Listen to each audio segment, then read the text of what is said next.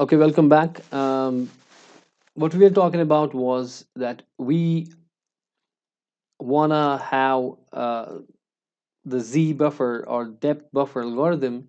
So for that, we need to have a Z buffer. So this is, for example, our screen, and on this screen, I need to draw that the previously we did some triangle and some circle part, okay, like this, and so on, and then color them up. What are the color they have, okay, and for this area we have what is called as a Z buffer. In a Z buffer we initialize either everything with the zeros, so each and every pixel we have a zero on it, okay, or we need to have we can have a one on it, okay. That means because we told you Z depth can be between the 0 and 1 of all the pictures here. 0 is uh, the totally the front and 1 is totally the back, okay. And if your figures lies in between, it can be in between 0 and 1, so you can put up either the zeros, initialize all the Z buffer to the zeros, which uh, each and every pixel here represents each and every pixel on this frame, okay. So whatever there is, each and every pixel. So this say for example, if I'm talking about this pixel, it may be this one here. So whatever this pixel says, you have to color that thing here, okay. So Z buffer actually stores the depth. Initially we put up everything either 0 or either 1 or infinity. So you can put up everything as infinity, or you can put up everything as just like this slide. I am putting everything here as 1.0, okay. Right. So now initially everything is 1.0, then you will see because this Z buffer is each and every pixel on it is actually the pixel, uh, each and every pixel of a frame. So this is your frame, and each and every pixel of a frame has a corresponding location in the Z buffer, okay. So everyone is a 1111 in my case, right, and so on. So this point is belonging to this point, and the next point, the next point, and so on. Now what we do is we see, say you can put up the any picture, okay. Say for example you put up first the circle, or you could put up the first the rectangle, then the triangle, then the circle, or first the triangle, then the rectangle, or any combination. So you can put up any polygon first, and we're talking about each and every pixel, and we say for example this pixel right now here, and I'm talking about the circle. So I see what is the depth of it. Say it is 0.2, for example, at that particular location. Say this location is this one. So I see 0.2 is here. Okay. Now I see then a triangle. When I talk of the triangle, when I start drawing the triangle, and I see what is the depth of that. I'm seeing it's zero point 0.1. Okay. And so on. And if I see then but if I see who is lesser. So right now, whatever the depth buffer is that lesser or the pixel I am talking right now. So it's a Z polygon. So if I'm talking about the circle, it will the X and Y of that circle. If I'm talking about the triangle, X and Y of triangle, or X and Y of rectangle. So whatever that polygon I'm talking right now, I'm drawing that. So I'm seeing what is the Z, the depth of the Z of that rectangle. Is it lesser than already stored? So if you already stored, for example, circle, okay, if you already stored the circle, say its value was 0.5, so which was stored in here at that particular pixel I'm talking about. We have to do this thing for each and every pixel, and I'm right now saying about this pixel for example कि उसमें जब circle बनाया था उसमें 0.5 था. अब जब मैं रेक्टेंगल की बात करता हूँ तो उसमें मुझे 0.1 ही आ रहा है. तो 0.1 लेसर है जो ऑलरेडी स्टोर मैंने किया था सर्कल के लिए 0.5. तो इसलिए वहां पे ये चेंज होगा, 0.5 की जगह 0.1 आ जाएगा. ठीक है. या फर्ज कीजिए आपने पहले रेक्टेंगल ही किया था तो उसका 0.1 आपने यहाँ पे लगाया था, लेकिन अब आप जब आप सर्कल कर रहे हो तो उसका जो जी डेप्थ है वो 0.5 आ रही है. चूंकि 0.5 जो स्टोर है वो 0.1 है और जो आप लगाने वाले हो 0.5 है. 0.5 इज नॉट लेस देन 0.1, सो ये चीज नहीं होगा. तो वहां पे 0.1 ही रहेगा, यानी कि रेक्टेंगल का ही पिक्सल हमें लास्ट में ड्रा करना है, ठीक है ना। तो हम ये कह रहे हैं कि भाई साहब फॉर ईच पिक्सल, यानी कि you have to do it for the each and every pixel of the polygon in the projection area. अगर जो जिस पॉलीगन की आप बात कर रहे हो उसके पिक्सल की बात कर रहे हो, ठीक है ना, तो उसकी डेप्थ अगर छोटी है, जो ऑलरेडी स्टोर है डेप्थ में, तो आपको डेप्थ में यानी कि इस बफर में उस चीज को अपडेट करना। अगर यहाँ पे 0.5 था तो नया 0.1 आ गया, तो यहाँ 0.1 डालना चाहिए कि जी बफर में वो 0.1 आना चाहिए। इसलिए जो पॉलीगन का अगर वो होगा, अगर वो छोटा है तब तो डेप्थ बफर में आप वो छोटा वाला जो उस पॉलीगन का डेप्थ था वो डालें। तो वो डाला आपने यहाँ पे। उसके बाद कलर हमें उसी का करना चाहिए, जो छोटा होगा उसका कलर होगा। तो कलर जो हमारा होगा वो उसी का होगा, यानी कि कलर बफर जो बेसिकली हमारे पास कलर बफर एक और बफर होगा जिसको मैंने इंटेंसिटी बफर कहा, या यहाँ पे कलर बफर लिखा है।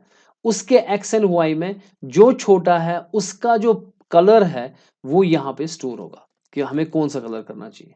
लास्ट में फिर अपडेट फिर से होगा। अगर ये वाला छोटा निकला, अगर उसके बाद हमने एक और किया वो इससे छोटा निकला, तो उस डेप्थ बफर में वो छोटा वाला जाएगा, और कलर बफर में उस जो नजदीक छोटा वाला का जेड डेप्थ छोटे के मतलब क्या है कि वो कैमरा के नजदीक है या आई के नजदीक है, आंख के नजदीक है, तो उस पॉलीगन का कलर अकॉर्डिंगली कलर बफर में सेव होगा। इंटेंसिटी बफर बोले या कलर बफर बोले, ठीक है। देखिए जैसे हमको ये दो रेक्टेंगल, एक येलोविश है और एक ब्लूइश रेक्टेंगल है। तो आप देख रहे हो कि ब्लूइश रेक्टेंगल का ये पार्ट जो है वो हाइड हो चुका है, ठीक है ना, दैट इज हिडन, ठीक है। ये वाला पार्ट इसका हिडन हो गया, बाकी येलो तो रहा, इसका ब्लू यहाँ से रहा। तो ब्लू का जो मैं देख रहा हूँ डेप्थ जो है 0.5 है, और जो येलो वाले की जो डेप्थ है वो 0.3 है। कलर बफर में जो है उसमें या तो येलो जाएगा या तो उसमें ब्लू जाएगा, of that pixel, particular pixel की बात जब हम करेंगे, ठीक है ना। तो देखिए इनिशियली हमारा जो डेप्थ बफर होगा उसमें सब में वंस होंगे। तो मैंने कहा कि कोई ये एक इंटरप्रिटेशन है, एक बुक्स में अक्सर बुक्स में बहुत सारे में जीरो होता है। अगर आप हेरन की बुक लेंगे, ओके, उसमें जीरोज हैं, या बहुत सारी बुक्स इन्फिनिटी लगा लेते हैं, वो कोई मसला ही नहीं है।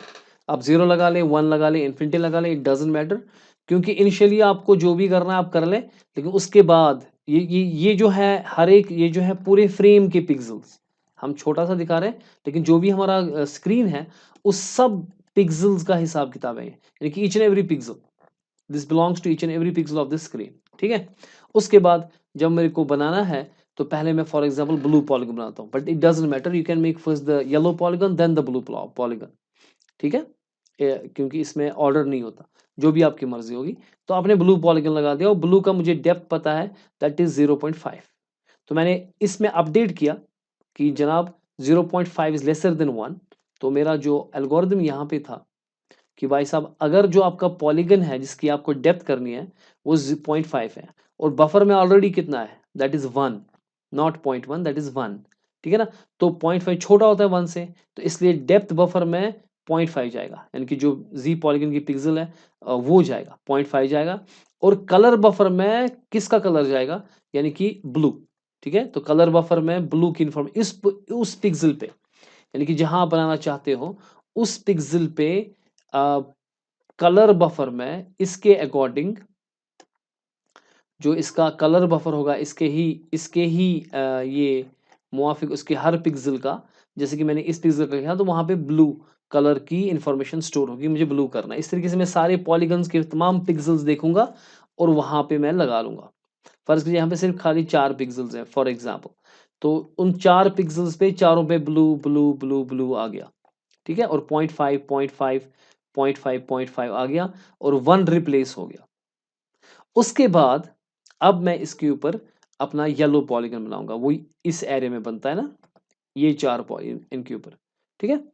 और उसमें कंपैरिजन लगेगा हर बारी में, क्योंकि जो येलो वाला 0.3 है, क्या 0.3 छोटा है जो बफर में है ऑलरेडी 1, हाँ है, तो यहाँ ये अपडेट होगा टू द 0.3।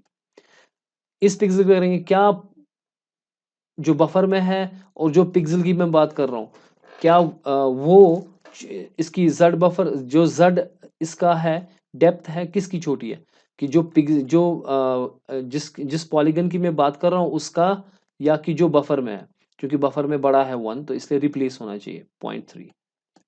अगेन इसमें अब इस पिक्सल पे आते हैं जो इन कंटेंशन हमारे पास है, 0.5 is greater than 0.3, so therefore it should be replaced। जो हमारा है 0.3 it should replace the buffer, so यहाँ पे 0.3 आ जाएगा और यहाँ पर भी 0.3 आ जाएगा इस तरीके से, तो ये येलो कलर हो जाएगा। आप देखें ये येलो कलर हो गया, ठीक है, 0.3 0.3 0.3 0.3 आ गया, येलो कलर हो गया। अगर आपने इसका उल्टा किया होता कि आपने पहले इसको ही किया होता 0.3 0.3 0.3 0.3 किया होता, उसके बाद आप ये वाला पॉलीगन बना रहे हो, तो जब वो कंटेंशन वाले पॉइंट पे आ जाता, इस पॉइंट पे आ जाता, जो कंटेंशन वाला हमारे पास पॉइंट है ये वाला जो 0.3 है, वो कंपेयर करता है एल्गोरिथम कि जो मेरा पिक्सल है पॉलीगन का वो 0.5 है उसकी डेप्थ, क्या वो छोटी है जो बफर में ऑलरेडी है, नहीं है, वो कंडीशन फॉल्स हो जाएगी। इसलिए वो चीज़ यहाँ पे ये वाला कंडीशन कहाँ गया एल्गोरिथम, हाँ ये वाली कंडीशन फॉल्स हो जाएगी, तो ये दो चीज़ें करेगा ही नहीं, तो ये बफर को भी अपडेट नहीं करेगा और कलर बफर को भी अपडेट नहीं करेगा। तो इस तरीके से वहां पे कलर ही अगर येलो था तो येलो ही रहेगा और बाकियों में अपना ब्लू करेगा, ठीक है। तो इस तरीके से आपका जी बफर काम करता है। सो ये एल्गोरिदम है जो जिसकी मैं बात कर रहा था कि आप इनिशियली पिक्सल जो जी बफर है उसमें आप क्या करोगे काम, जो आपका बैक क्लिपिंग प्लेन है उसका जो वैल्यू यानी कि मैक्सिमम डेप्थ जो है, चाहे आप इन्फिनिटी रखें चाहे 1 रखें या कोई 0 भी रखता है तो मिनिमम रख रहा है, तो आप मैक्सिमम में फिलहाल इसी हिसाब से चलें, ठीक है। और इमेज बफर जिसमें हमने कलर बफर कहा कि जिसमें हम बैकग्राउंड कलर की इंफॉर्मेशन रखेंगे, फिर आप सरफेस को रेंडर करेंगे और वगैरह वगैरह, फिर आप देखेंगे किसकी डेप्थ छोटी है, उस हिसाब से आप जी बफर को भी अपडेट करोगे और उसके हिसाब से जिसका छोटा होगा उसी का कलर इंफॉर्मेशन आप कलर बफर या इमेज बफर में रखोगे, ठीक है ना। तो इस तरीके से आप सारे काम करोगे और ये बाकी आप पढ़ेंगे इसके बारे में। इसमें ये भी याद रखें आप कि जो बीएसपी ट्रेन वारनॉक्स एल्गोरिदम थे, तो उसमें एक्सपेंसिव थे वो, और ये कैटमल ने मिड 70s में प्रपोज किया था ये approach called ji buffering, and this one is the little program this algorithm again in a little bit of programming fashion, little bit more structured, जहाँ आप स्टोर करोगे RGB and Z for each pixel। RGB is the color of that pixel, what is the red green blue you know of that, and Z is the depth, okay. फिर आप पूरा INJ में चलोगे और depth IJ maximum depth रखोगे, पहले आप इसमें इनिशियलाइज करोगे अपना जो आपका जी बफर है, और इमेज IJ में बैकग्राउंड कलर रखोगे, उसके बाद आप पूरे जितने भी पॉलीगन्स आपके हैं उनके हिसाब से चलोगे और जितने भी पिक्सल्स आपके उस पॉलीगन के अंदर हैं उसमें देखोगे अगर जी पिक्सल छोटा है डेप्थ ऑफ आईजे से, तो इमेज आईजे में वही जाएगा जो कलर होगा उस पिक्सल का उस पॉलीगन का, और डेप्थ में वही जी पिक्सल जो उस पॉलीगन का होगा वो डेप्थ ऑफ एरे में यानी कि उस मैट्रिक्स में जाएगा डेप्थ उसकी जिसकी डेप्थ छोटी होगी, ठीक है ना। This is same thing in a little structured manner। अब लास्ट जो हमारा पॉइंट है कि वो ये है कि how to calculate the depth value for polygons, okay. So how to calculate depth values of a polygon. तो पहली बात याद रखना है जो पॉलीगन हमारे पास है वो दो किस्म के होते हैं, या तो वो प्लेनर होंगे, ठीक है, या तो वो नॉन प्लेनर होंगे। अब जो प्लेनर होते हैं उनके यानी कि उसकी जो भी वर्टिसेस होंगी they are located in the same plane. Plane means 2D यानी कि जो मेरी लेंथ एंड ब्रेड्थ है उसी में सारी की सारी वर्टिसेस होंगी। लेकिन जो नॉन प्लेनर होती है उसमें जो है सारी वर्टिसेस एक ही प्लेन में नहीं होंगी, कुछ बाहर आएंगी प्लेन से। जैसे प्लेन होता है जैसे 2 डायमेंशनल सरफेस, ये है आपकी विड्थ और ये आपकी हाइट, तो यानी कि जितने भी होंगे वो इसी प्लेन पे आएंगे।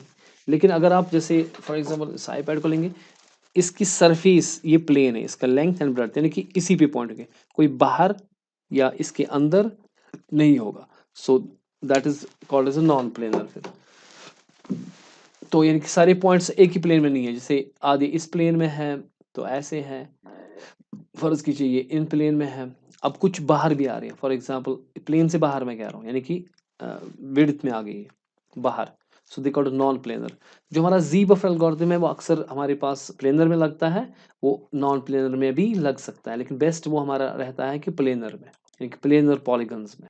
और जो हमारी डेप्थ है उसको हम जो निकालते हैं वो हमारी जो सरफेस इक्वेशन है, जिसमें एक्स वाई जी हमारा जो होता है, we know the X, one second let me get the pen. जो हमारा X Y and Z parameters हमारे पास होते हैं, एंड प्लेन पैरामीटर्स हमारे पास ए बी सी डी होते हैं। Okay, we have discussed that this is my plane parameters and these are my Cartesian parameters. Then we have an polygon surface equation called ax plus by plus cz plus d equals to 0, और यहाँ से मैं जो है ये z निकाल सकता हूँ। So ax plus by plus cz and I want to find the z. What is the c and the depth, that is the z. So इसको अगर हम लेंगे तो सारा इधर चला जाएगा, तो ए एक्स यहाँ चला जाएगा, माइनस ए एक्स बनेगा, ठीक है। जब ये बी वाई चला जाएगा यहाँ पे माइनस बी वाई बनेगा। इसी तरीके से ये डी चला जाएगा इधर तो माइनस डी चला जाएगा, ठीक है ना। और वहां रहेगा खाली यहाँ पे सी और जी। अब मुझे जी निकालना है तो सी कहाँ चला जाएगा, नीचे। So Z will be equal to minus A X minus B Y minus D by C. तो इस तरीके से मेरा हर एक पिक्सल के लिए मैं z निकाल सकता हूं यूजिंग दिस इक्वेशन। तो हम इस तरीके से z का वैल्यू निकालेंगे एट दैट लोकेशन। लेकिन नेक्स्ट जो z का वैल्यू कैसे निकलेगा, just we have seen like the Bresenham algorithm and all, we increment. For example हमें ये पिक्सल था, अब ये निकालना है, या हमें ये वाला पिक्सल है, तब इस पिक्सल में क्या हो गया, अगर हमारे पास यहाँ पे पिक्सल था, अब हमें ये पिक्सल की बात कर रहे हैं, तो इसमें x का वैल्यू इंक्रीज हो रहा है खाली, ठीक है ना। तो x प्लस 1 बन रहा है। सो यानी कि हमारे पास whatever the delta X is, okay, और y X plus delta X Y होगा, या तो हम y को भी इंक्रीज करेंगे या डेक्रीमेंट करेंगे। तो इस तरीके से, या अगर हम इस बात की करें तो x भी इंक्रीज हुआ और y भी इंक्रीज हुआ है इसका, ठीक है ना। तो that is x plus delta x कमा वाई प्लस डेल्टा वाई। तो ये वैल्यूज हम सबस्टिट्यूट कर सकते हैं इसी इक्वेशन के अंदर, ताकि हमारे पास ये निकले। जैसे अब डेल्टा एक्स कितना यहाँ पे है, 1 है, क्योंकि आप इंक्रीमेंट एक ही कर रहे हो इंक्रीमेंटल मॉडल में। तो नेक्स्ट पिक्सल में हमारे पास अगर ये पिक्सल था तो नेक्स्ट पिक्सल आ गया तो x प्लस 1 हो जाएगा। तो यहाँ पे जो इक्वेशन है मेरे पास वो क्या बनेगी, वो बनेगी z इक्वल्स टू, मैं यहाँ पे लिखूंगा z equals to minus A X plus 1 minus B Y minus D divided by C, ठीक है। तो इस तरीके से आप इसमें अगर आप सोल्यूशन करेंगे, इसको सॉल्व करेंगे, सिंप्लीफाई करोगे, this will be actually equal to z1। जो भी मेरा z1 ऑलरेडी होगा पिछला पॉइंट, उसको माइनस करूंगा मैं a by C and delta X. अब डेल्टा एक्स पता है मेरे को 1 है और a बाई सी कॉन्स्टेंट है, तो उसमें आपको नेक्स्ट, अगर आपने एक पिक्सल का z निकाला तो नेक्स्ट का आराम से आपको निकलेगा, उसमें एक सब्ट्रैक्शन करनी है, दैट्स इट, टू अंडरस्टैंड। इसी तरीके से अगर आपको y वैल्यू में चेंज करनी है, यानी कि y प्लस 1 बनेगा, तो उस हिसाब से आप निकालोगे कि पुराने और नए में कितना माइनस हो जाएगा, तो उस इक्वेशन से हमारा नेक्स्ट z वैल्यू निकलेगा। तो कुल मिला के ये फॉर्मूला जो हमारे पास है, जो सरफेस फॉर्मूला है, उसी से हम z का वैल्यू निकालते हैं, और जो पॉलीगन का पिक्सल है तो उस हिसाब से उस पॉलीगन का z की डेप्थ कितनी होगी, और वो हम एल्गोरिथम में लगाएंगे। और जो मेरा z बफर होगा उसमें जो छोटा होगा उसी का वैल्यू आ जाएगा। और लास्ट में हम क्या करेंगे, एक्चुअली काम उस हिसाब से हम पिक्सल में कलर डालेंगे, और फिर जब हम रेंडरिंग करेंगे इस चीज़ को, जब हम बनाएंगे, तो उसमें जब जब जैसे यहाँ पे हमने बनाया, फिर लास्ट में जब हम बनाएंगे ये वाली चीज़, जब हम बनाएंगे, जब एक्चुअली हम कलर करेंगे, ओके, अभी तो हम यहाँ पे 0.3 ये कर रहे हैं, ठीक है ना। लेकिन उस जब उसके बाद कलर करने पे आ जाएंगे तो उसमें हम देखेंगे कि भाई यहाँ पे 0.3 है, और हमारे पास साथ में क्या होगा, इसके साथ होगा कलर बफर, ठीक है ना। We also have a colour buffer with each pixel. जैसे ये मेरे पास हो गया, इसी हिसाब से कलर बफर होगा जो बताएगा कि भाई साहब वहाँ पे ब्लू कलर करना है या कि येलो कलर करना है। जैसे ब्लू ब्लू आएगा यहाँ पे येलो आएगा, ब्लू आएगा, यहाँ पे येलो आएगा, यहाँ पे येलो आएगा, यहाँ पे येलो आएगा। तो इस तरीके से ये आ जाएगा। ठीक है। तो उसके बाद जब मुझे अब कलरिंग करनी है, अब मुझे इस चीज को रेंडर करना है ऑन द स्क्रीन, उसमें मैं देखूंगा जेड बफर। और जेड बफर में देखूंगा कि मैं अगर वन जो मैंने लिया था मैक्स, उनको मैं इग्नोर करूंगा। ठीक है। They are the background colours, इनको इग्नोर नहीं करना एक्चुअली, क्योंकि ये बैकग्राउंड कलर्स, क्योंकि इनके हिसाब से बैकग्राउंड कलर होगा। जो अगर वन है, जो मैक्स आपने लिया है, तो अगर आपने इन्फिनिटी लिया है या आपने जीरो लिया है, तो उनके हिसाब से बैकग्राउंड वहां वहां जहां वन था वहां बैकग्राउंड कलर आएगा बी। तो इन सब की जगह बैकग्राउंड कलर आएगा। ठीक है। एक सेकेंड, यहाँ पे बैकग्राउंड कलर आ जाएगा इन बाकी जगहों जगहों में। ठीक है।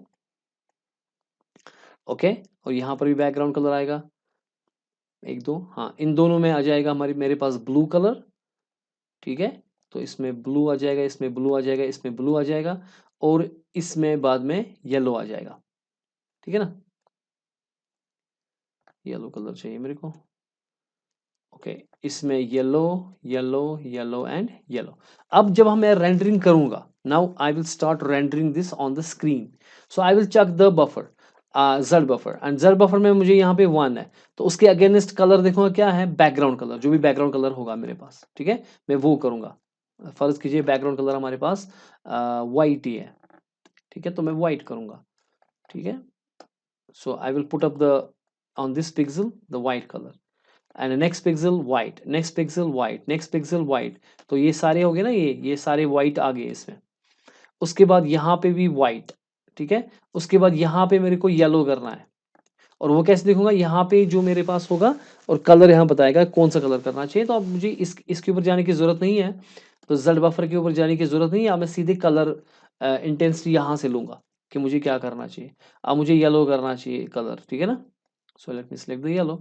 तो नेक्स्ट पिक्सल मेरा होगा वो येलो होगा, और नेक्स्ट पिक्सल भी येलो होगा, तो ये भी येलो होगा, ये भी येलो होगा। ठीक है ना। और यहाँ से ब्लू मेरे पास कलर होगा, ये वाला ब्लू, ये वाला ब्लू, क्योंकि अब मुझे बता रहा है ना वो कि कौन सा कलर करना है। और बाकी बैकग्राउंड कलर जो वाइट है वो वाइट ही रहेगा। तो इस तरीके से आपका वो पिक्चर फिर बनेगी। अब इसमें वही चीजें बनेगी जो फ्रंट में आपको दिखती हैं, और बैक में जो है वो हिडन रहेंगी, और विजिबिलिटी क्लियर आ जाएगी, उसमें कोई ओवरलैपिंग का मसला नहीं रहेगा। तो इसमें बहुत सारी जो प्रोसेसिंग जो हमारी थी वो पिक्सल को बनाने की, वो सेव हो जाएगी। खाली हम मैथमेटिकली ये टेबल्स को थोड़ा सा इस पे काम कर लेते हैं, ये टेबल्स बनाते हैं हम, जहां कलर इंटेंसिटी हमको पता चलती क्या रखनी चाहिए। लेकिन जो असली काम है, जो रेंडरिंग का फिर लास्ट में उसको बनाना, उसमें हम काम नहीं कर रहे। हाँ, एक ड्रॉबैक इसमें है कि हम फिर भी पहले वो जो मैथमेटिकली जो यहाँ पे फ्रेम बफर जेड बफर था, या मेरे पास इसमें कलर बफर था, उसको पहले एक पॉलीगन के लिए हम बनाते हैं पूरा। जैसे यहाँ 0.5 था, 0.5, 0.5, 0.5 करते हैं, फिर उसको ओवरराइट करते हैं। ये चीज इसमें ड्रॉबैक है। ठीक है। I think with that, that's all for this Z buffer. Hopefully you got it clearly. Okay. If not, you can ask the questions anytime. And with that, our third unit is done. We are done with our third units. Now we will move on to the next unit, inshallah ta'ala. Okay then, see you next time. Until then, ma salama.